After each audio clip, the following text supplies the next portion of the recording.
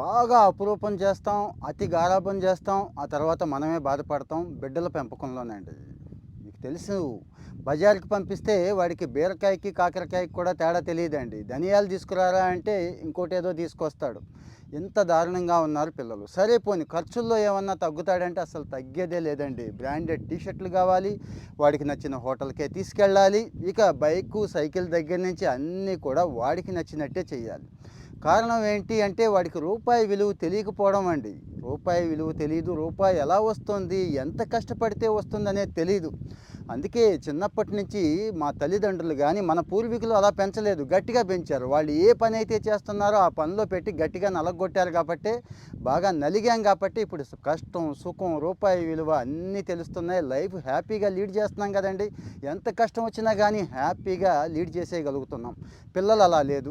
సరే ఇక్కడ ఒక వీడియో చూపిస్తున్నాను చూడండి. Both are reading a book called Rich Dad Poor Dad. In the very first chapter, the two boys together start a business, even without knowing the consequences. So we wanted to start a business and we wanted to verify before we go to the next chapter, what's going to happen, how can we relate this to the book.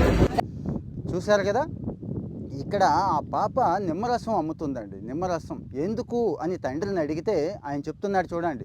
Rich dad poor dad book మీరు చదవలేదా, అందులో first chapter ఇదే చెప్తోంది అని. అంటే financial discipline పిల్లలకి పెంచండి, నేర్పండి. రూపాయి ఎంత వస్తుంది, ఎలా వస్తుంది, ఎంత కష్టపడాలి, అలాగే వచ్చిన దాన్ని లెక్క పెట్టుకోవడం ఎలాగా, సేవింగ్స్ ఏంటి, ఇవన్నీ తెలియాలి కదండి. అవన్నీ తెలిసేలాగా చెప్తున్నాను అంటున్నాడు. ఆయన అంటే బాగా చదువుకున్నాడు, రిచ్ డాడ్ పూర్ డాడ్ చదివాడు, మీలో ఎంతమంది చదివారో నాకు తెలియదండి.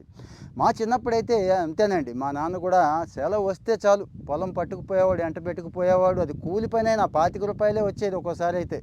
పొద్దున్నుంచి సాయంత్రం దాకా చచ్చినట్టు చేయాల్సిందే. ఇక సీజన్ వస్తే, వేసవికాలం వస్తే సోడాలు నెత్తిమీద పెట్టుకొని పోయేవాడిని, అమ్మేవాడిని అండి. రోజుకి ₹3, ₹5 వచ్చేవి. ఇక సీమ చింతకాయలు అంటాను చూడండి, ఆ కాయలు ఆ సీజన్ వస్తే అవి కోసుకెళ్ళి గుట్టలు గుట్టలుగా పెట్టి అమ్మేవాళ్ళం అండి.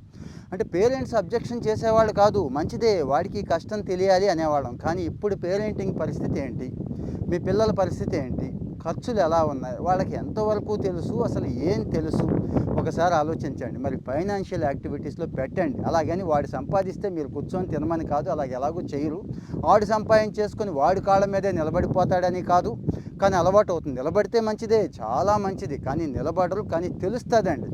అప్పుడు తెలుస్తుంది. అప్పుడు ఏం అడుగుతాడో చూడండి. బ్రాండెడ్ బట్టలు అడుగుతాడా, రెస్టారెంట్లు అడుగుతాడా, పాకెట్ మనీ అడుగుతాడా, ఇంకా ఏమేమి అడుగుతారు. ఆడపిల్ల మగపిల్ల అనేమీ లేదండి, ఇద్దరికీ ఇది అవసరం. పెంపకంలో మనం చేస్తున్న ప్రధానమైన పొరపాట్లు గుర్తు చేయాలనే నా తాపత్రయం తప్పించి మరేమీ కాదు.